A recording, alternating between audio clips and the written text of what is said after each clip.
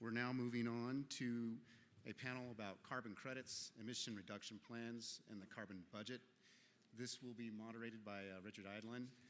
And Richard is the co-founder and vice president for policy at the American Sustainable Business Council, and I'll allow him to take it from there. Good. Good morning, everyone.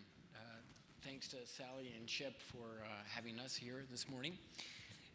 This panel focuses on some market mechanisms that we think are could be quite impactful in dealing with climate change and reducing carbon emissions. So we wanted to talk about a number of initiatives, carbon price, a national price on carbon, state initiatives, emissions trading programs, and then also EPA's recently announced clean power rules. So let me introduce my colleagues here for a moment, and then we'll come back and we'll have a conversation. So Katie Hoffman is the principal at the Resiliency Collaborative, which is in California, is that right? Mm-hmm. Los Angeles. In Los Angeles, yay. Laura Farris is here from EPA Region 8. She's the climate change coordinator, standing in for Sean McGrath, who is busy working on the Durango on the Animas River. And then Stephen Scofield is with the South Pole Group. And Stephen is focused on financial markets and the role of investors. So and Sally was supposed to join us but was unable to. So just some context in this session.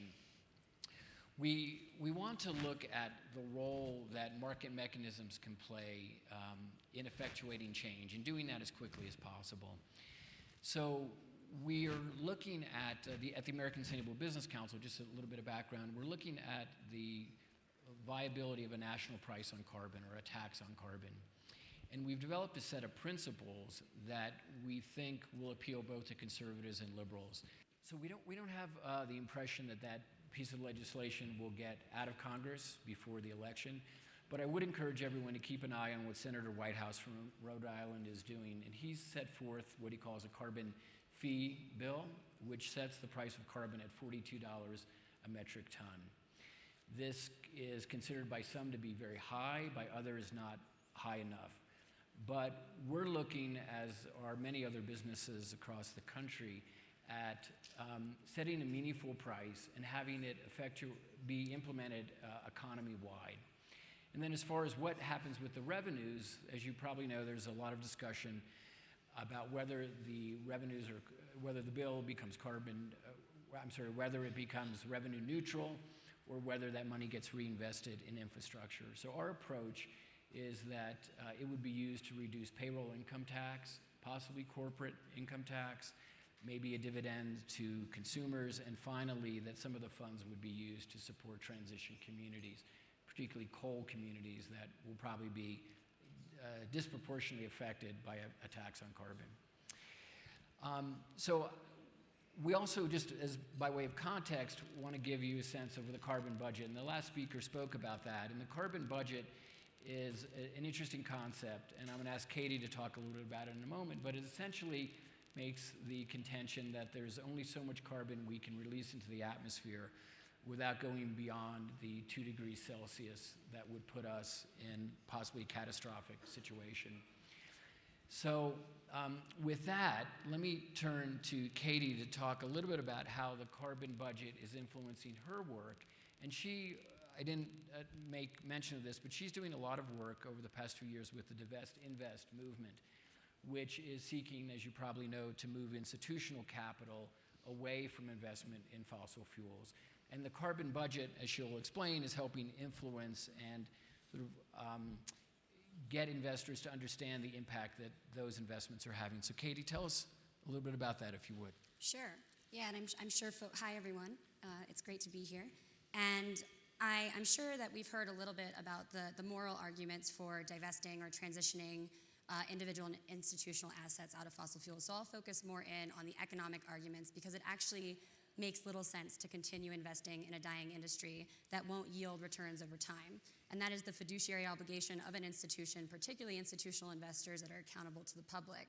So that is one of the arguments that the Divest Invest movement is using, and the data that we are using has been substantiated by the World Bank relating to the notion that if we are going to keep temperatures below 2 degrees, which is an estimate that's actually a little bit higher than we think we can be in between. 1.5 is the estimate that we believe we need to try and get to. But we use the argument that if you invest in these companies, they're not going to actually be able to deliver those fossil fuels and stay below a certain degree warming that international community has set. And that should shift policy. So we are using that to shift policies of institution to incorporate this notion into their environmental social governance standards, their sustainability standards, and the methods by which they invest their capital. And if we do not do this, we are going to go above that limit, and we have about a 2-year gap, some of the best scientists are saying, to really turn the ship around. So that's why the Divest Invest movement is using this information to catalyze political action, as well as working to shift markets and capital into markets like what we'll hear a little bit more about on this panel that will strengthen and accelerate the transition to a just, clean energy economy. Great, good. So, Laura, we heard yesterday from Callie a bit about the EPA's recently released carbon plan, and that states have a critical role to play. But what she didn't really talk about was how businesses could be involved in the process. And so Katie just indicated that institutional investors and pension funds and individual companies have an important role to play in moving their capital. So what's the role of the business community in helping effectuate the adoption of these rules, state by state or region by region? Yeah, it's a great question, Richard. And so the Clean Power Plan really puts the responsibility on the states, and it's really going to be the state environmental departments that are going to be responsible for submitting state plans to the EPA. But it's a public process. And so the states, in the development of their plans, will have public hearings, probably before their air quality commissions. They'll be going before their legislatures in many cases to present the plan. So that's another opportunity for folks to get involved. And then they're required to also do a public meeting at some point before they submit their initial plans to EPA. So there's opportunities all along the way for the business community to get involved. And what does the business community do in a case where there's a recalcitrant governor or an unenthusiastic legislature? How could they possibly apply some pressure? Well, they may be able to through their state legislators, but if a state does not put forth a plan, then EPA is ready to put forth a plan and work directly with the affected utilities and implement a federal plan, which is basically a carbon trading scheme, so they can bypass the state altogether in that case. Okay. Katie, is there a lesson to be learned possibly from the Divest Invest movement as it applies to business interests engaging in this policy process? Yeah, I definitely think that the Divest Invest movement is helping transition standards at the investor level and helping investors think about how to integrate carbon risk and new regulatory frameworks and how that will affect returns in the long run. So I think that in that shift, we will see more folks propping up through investment mechanisms some of these rules that are coming to bear right now, and hopefully participating more actively in the development and implementation of the rules using private and public capital.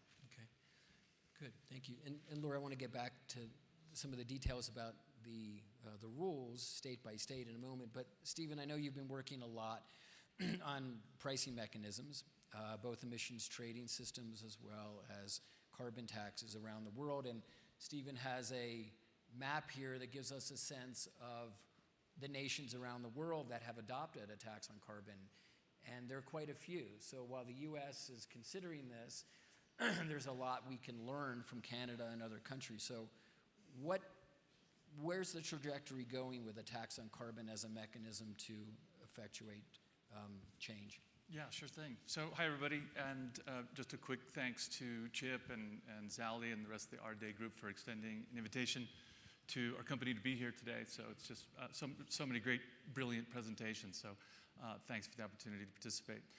Yeah, and I think actually Chip kicked off one of the sessions by saying one of the great things about AREDAY is that we operate at a global level, a regional level, and local level. And so maybe it's a good opportunity for us on this panel to just take a step back and kind of take a snapshot of carbon pricing mechanisms that are being implemented around the world, and where that progress currently stands, and what are the different approaches that different countries and or states are pursuing. And we won't go into too much level of detail here, but just kind of the off the top, there's 40 countries that either have implemented or in the process of implementing either a carbon tax or an emissions trading scheme, which in this country has always gone by the name of cap and trade. In addition to the 40 countries, there are 20 states and provinces around the world, and obviously, as most of this room probably knows, a lot of the great momentum and progress is happening at the state level, particularly in countries where they don't have a lot of federal consensus like our own. And so there's great momentum, and I think that the numbers right now are that sort of the good news and the bad news. And actually, I really enjoyed Senator Worth's comments yesterday as he retraced the backstory, sort of the insider story of the original climate negotiations, and he brought us up to the road to Paris in December.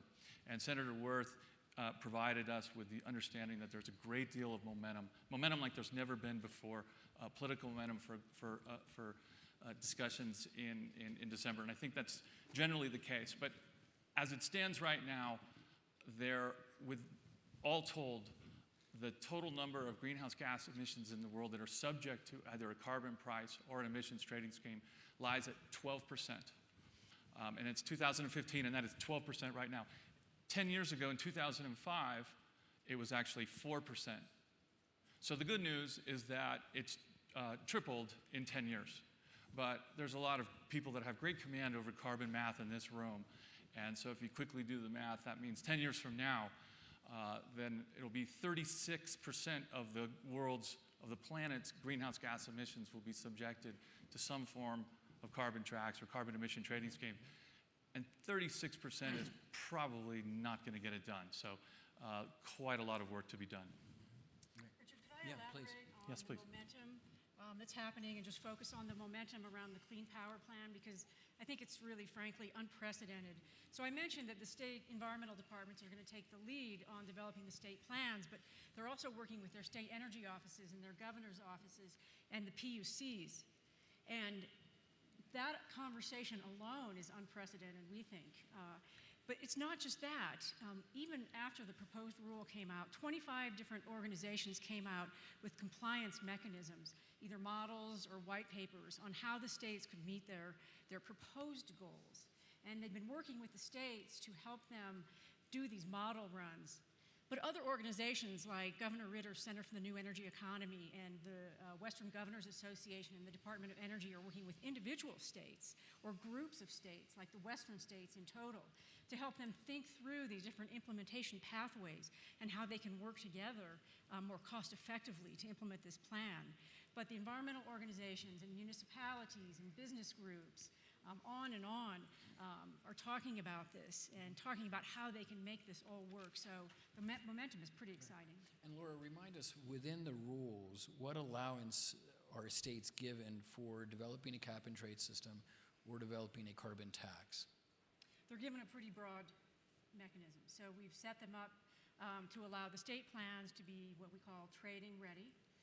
And that's detailed in the final rule. So it's fairly flexible what they're allowed to do. And a number of states, as Stephen alluded to in the United States, are currently looking at adopting their own carbon tax. So I know at the American Sustainable Business Council, we're working with Oregon, Washington, Vermont, and Massachusetts on specific initiatives to establish a tax on carbon. One of the great precedents we have available in the U.S. is to learn from Assembly Bill 32, AB 32 in California. And Katie, I know you've tracked that and have seen some of the gyrations and the successes and maybe the limitations of that as well. So what does AB 32 suggest for the future going forward to help implement what EPA is doing and to set precedent for maybe a national tax on carbon? Sure. Yeah, so I think, and this is not just because I'm a California native, but California has been a cut above the rest in terms of adopting policy post-Kyoto. So the Global Warming Solution Act, AB 32, went into effect around 2005, and that set emission standards to hit 25% reductions to 1990 levels by 2020. And we're well on our way to hitting that benchmark. Actually, so much so because of our cap and trade market that we have put up and some of the other regulations in place to stimulate investment in clean technology and growing the green job sector, institutional efficiency and what have you. We are now facing a new climate slate that will actually be hopefully passing in September that's pretty comprehensive and seeks to cut or will elevate AB 32's precedent to almost 50% to 1990 levels by 2030. So the one issue that we are facing is that is a highly political and contentious issue. The fossil fuel industry and the Chamber of Commerce both are not very happy with the proposed rules. So there's a political tension there, I would say. The really interesting thing, though, that California has done, and kind of modeling off of Norway, which recently just passed comprehensive decarbonization legislation, including divestment of their pension funds from thermal coal. That's a collective $900 billion from coal that they've committed to divest, about $8 billion of that. And that's Norway. And California has looked at that precedent and just recently introduced a bill called SB 185, which would mandate CalPERS and CalSTRS to divest from thermal coal. So that would be the first precedent within the country to do that, which could have a huge shift on how capital markets see future investments, particularly institutional investors, in fossil fuels writ large, particularly coal, which I think links up pretty nicely with a lot of the rulings that have come out of EPA recently. Thank you. And Stephen, let me ask, as you think about the countries that South Pole Group has worked in, has advised, two questions. One, what's a model that might be applicable to the United States, transferable? Is it Canada? Is it Sweden? Other countries? And then what has been the discussion around how to set a price? Because the prices vary dramatically from country to country. Well, those are three very interesting and somewhat difficult questions. But just to add to it, Katie, I'd kind of flip it in reverse. So the California emissions trading scheme was designed and learned from some of the failures of, or sort of the struggles of the European trading scheme, which is really 10 years in the making. And so it's generally regarded as one of the most successful in the world. And to the extent that the Chinese, over in China, as this map would suggest, they are pretty far along in developing 7 different regional, it's such a large country, of course, 7 different regional pilot trading schemes. And to design and implement those schemes, they've had teams of folks in Sacramento working with the California Air Resources Board, studying the design and architecture of that. So I also happen to be from California, so sort of proud of that fact. But obviously the price of carbon is a very, how should I say it, a pretty challenging, controversial issue. And as the marketplace will decide the price of carbon and trading schemes and so forth, and we're very much involved in that trading activity. The price of a metric ton of carbon in Switzerland, to offset it in the country of Switzerland, is north of $90 a metric ton. And in Sweden, I think it's Sweden, Norway, Scandinavian markets, it's as high as $130 or $140 a metric ton. Well, I mean, to offset a metric ton of carbon in Thailand or Burma or Southeast Asia, or it can be as low as $1.50 and $3. So each one of those models obviously will have its proponents and its objectors, but that is the state of the market that we're all working in. Right. And here in the United States, Senator Whitehouse, his bill focused on $42 a metric ton, which is the same figure that the White House, 1600 Pennsylvania Avenue, set forth as the social cost of carbon. Sure. Laura, I wanted to turn back for a moment and ask you about sort of the political optics of this. In that, when we hear a conversation about a price on carbon, a tax on carbon in the United States, one of the proposed trade-offs that we hear is we'll accept a tax on carbon that's economy-wide if we can reduce EPA's regulatory burden on the economy. And if we could cut staffing at EPA, and if we could do away with many of the provisions of the Clean Air Act. Now, is that a good idea? Or get rid of EPA altogether? Some propose that, right? I've heard that discussed. Not too long. Well, yeah, I mean, of course we hear that, and I think that would be extremely unfortunate. I mean, since 1970, EPA has been extremely successful in a multimedia, multi-pollutant way, and our economy and our health is far better off because of it. I think cutting back on our authorities under the Clean Air Act regarding carbon would be unfortunate. I think it would be a step back. I think a carbon tax could actually complement what EPA is doing. It would really strengthen our position going forward, particularly with the United Nations talks. And if it were to be rolled back, it would significantly cut back on our strength in those negotiations. And so within the parameters of the Clean Air Act, it addresses more than just carbon emissions, right? It does. So remind us what its purview is. Well, it's like I said, multi-pollutant and multimedia. The Clean Power Plan happens to be under Section 111D, which is not a widely used section of the Clean Air Act, but it was the most appropriate option for us in terms of regulating carbon. So we are operating under that particular section of the Act. Okay, good. Stephen, let me turn back to you. Yesterday we were talking about how in a number of cases the private sector is leading by internalizing the cost of carbon. So we talked about how Microsoft has a $6 a ton price of carbon. Exxon has a $20 a ton. There are almost 200 companies now that are reporting and taking steps to internalize this externality. So what impact do you believe those initiatives from the private sector is going to have on public policy? Well, that's interesting, and I know your organization is also doing a lot of great work in that area. So there is, again, a lot of great news. I think that the list of companies that have measured and in certain cases disclosed their internal price of carbon is now north of 150. And when you look at the number of companies that are disclosing their greenhouse gas emissions footprint, their scope 1 and 2 emissions, either via the CDP platform or other disclosure frameworks, the number's growing, but it has a long way to go. And so it's definitely having more of an impact on the investor sector. So the great news, as we're going to hear from later on today, is that investors, especially institutional investors, are beginning to work with carbon data from companies in a very meaningful and material way. We're closely involved in that, and the integration of carbon data into portfolio construction and investment decisions is really just getting started, and the body of carbon emissions data supplied to investors is getting bigger and getting better every day. So in that case, I think the answer to your question, Rich, is that the private and the capital markets are moving forward in absence of sort of policy frameworks that are necessarily mandating that. Right.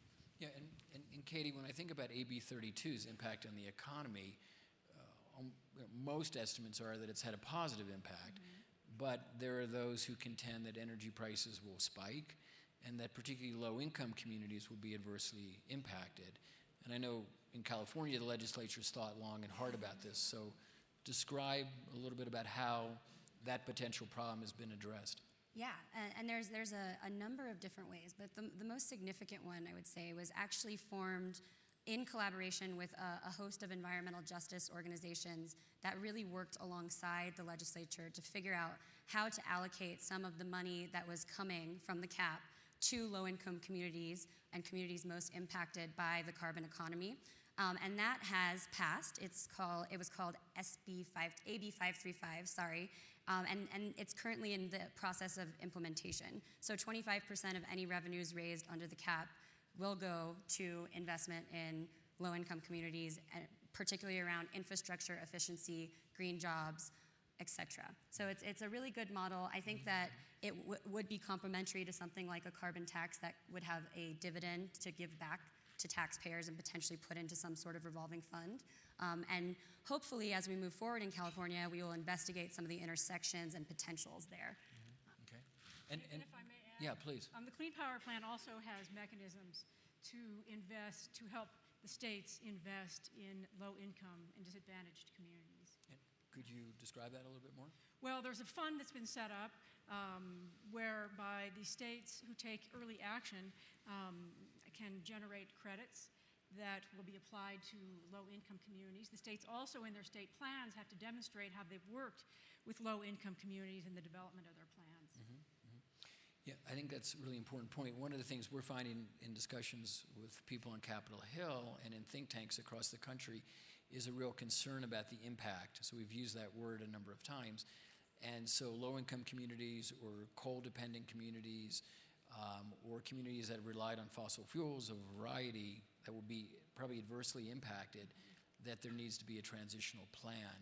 And it sounds like EPA has been thinking long and hard about that.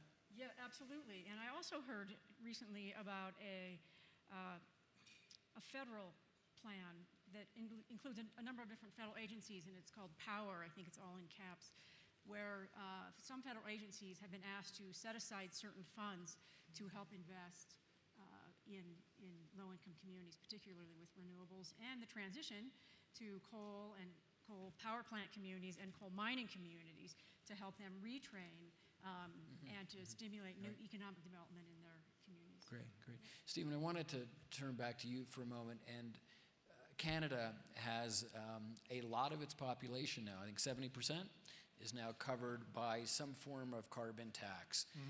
And the politics region by or province by province are quite different. Two questions. What can we learn from the Canadian experience? And two, has there been an effort to look at communities that are very dependent on fossil fuels and how those communities are going to be supported in their transition away from fossil fuels under a carbon tax? Sure. Yeah, I mean, and Canada directly north Alberta's really not that far from where we're at right now. I mean, there's some very interesting stories. I'm guessing this room is probably following it pretty closely as well. But similar to the United States, the Harper government has not really demonstrated much of any support for carbon pricing mechanisms.